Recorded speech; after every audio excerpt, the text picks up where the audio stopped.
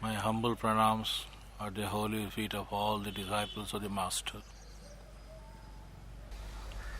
One thing that has been striking me as very important to share with you are the principles of the system that has been given to us. I now read my paper.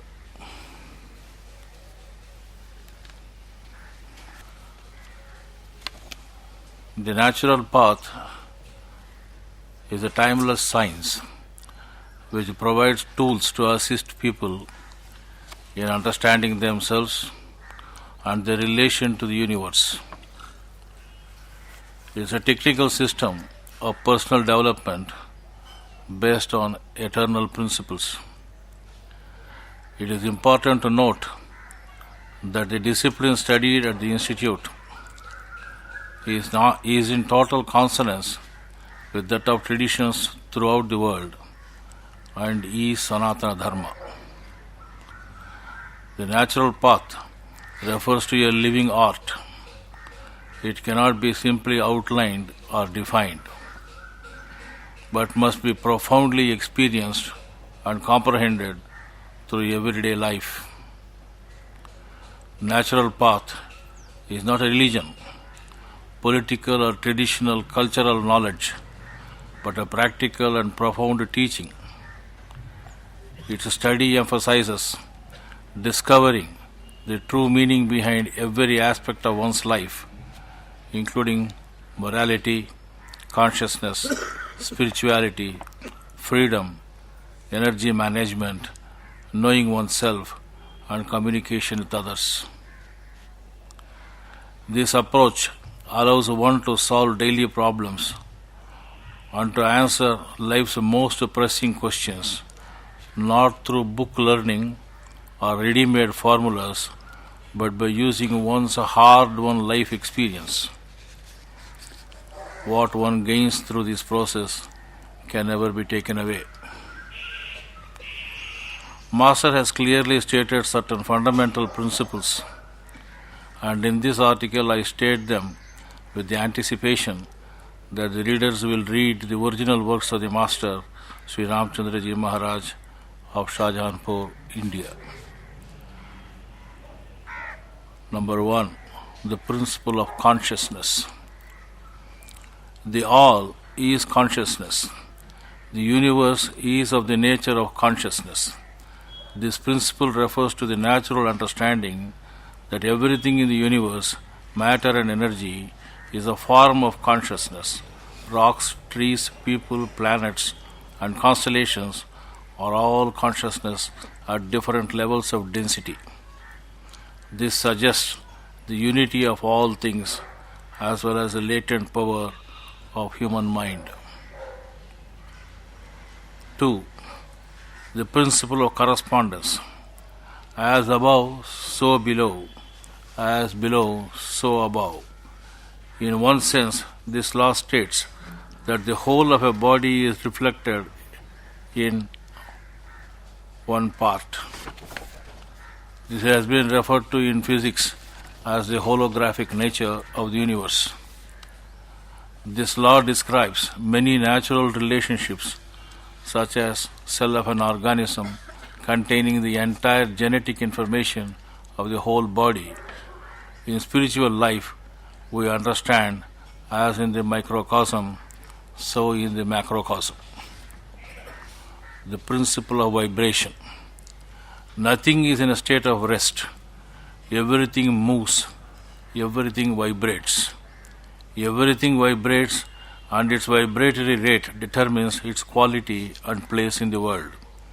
A person, for example, can have high vibration, peace, happiness, confidence, esteem, or a low vibration, depression, hate, greed, jealousy, fear, etc. Through methods of the natural path, one can change a low vibration to a high vibration and move steadily in spiritual life. The principle of invertendo. The flow of consciousness through vibrations inverts itself as it moves from the higher levels to the lower levels, and vice versa. This inversion is the basis for formation of knots and consequent concentration of power within the knots. The principle of parallelism. The divinity is the base of everything. It is self-contained and is in a state of dynamic balance. It is found in everything as an active principle. Divinity, when it manifested, created an outward expression of itself, which reached its zenith in the human beings. Master calls the former, that is, the presence of divinity in everything, is a function of the line of divinity. The manifestation of divinity is called by him as the line of humanity. Since they are from the same source and of the nature of consciousness, they are parallel.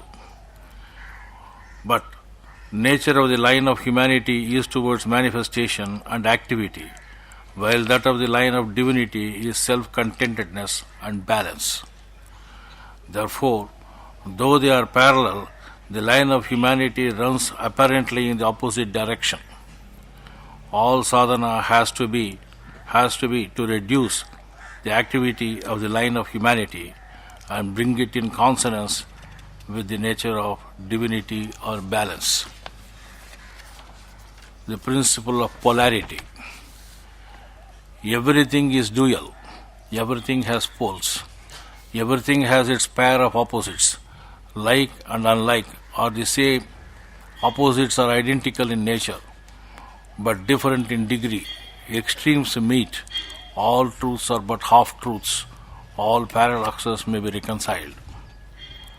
The law of polarity teaches us to see things as localized on a continuum between two opposite poles or extremes. Good and evil are two poles within which we place every form of conduct of nature and are essentially relative. Among other things, this law adds us to see a grander, more unified view of all that exists. The principle of rhythm. Everything flows out and in. Everything has its tides. All things rise and fall. The pendulum swing manifests in everything. The measure of the swing to the right is the measure of the swing to the left. Rhythm compensates. The law of rhythm helps us to see the patterns that are inextricable part of life as it relates to time. Days, nights, breaths, sleep, and wake cycles, and birth and death of nations, people, and solar systems all follow the law of rhythm. By being aware of these rhythms, we are able to make decisions, form and break habits, and see the possible outcomes of actions and understand the world in which we live. The principle of cause and effect. Every cause has its effect. Every effect has its cause. Everything happens according to law. Chance is but a name for law not recognized. There are many planes of causation, but nothing escapes the law. We learn through this that for every action there is an equal and opposite reaction. There are no phenomena which we do do have a cause, or which is not the effect of something else. By carefully studying life with this law in mind, we come to be more aware of our actions and ourselves. The principle of gender. Gender is in everything. Everything has its masculine and feminine principles. Gender manifests on all planes. The law of gender states that in the creation of anything, two forces are necessary, an active force and a passive force. It is to be noted that this law is not limited to biological events. These principles describe the laws of nature as expressed in the philosophy of the natural path. Their breadth is wide enough to illustrate phenomena as diverse as electricity, emotions, cosmology, ecology, etc. Understanding these laws allows one to use them to act in a manner harmonious with nature and life. Though simply stated, these principles are extraordinarily profound in meaning and one's comprehension of these laws increases as one attains higher levels of awareness.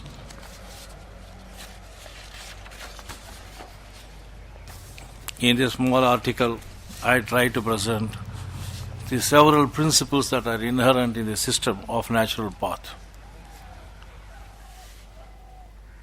There is nothing other than this to cover us to understand the whole system properly, and it is for us to live according to the line of divinity. It's my considered opinion that it is not proper to waste words, and one needs to get more and more into the states of consciousness that are bestowed to us during meditation.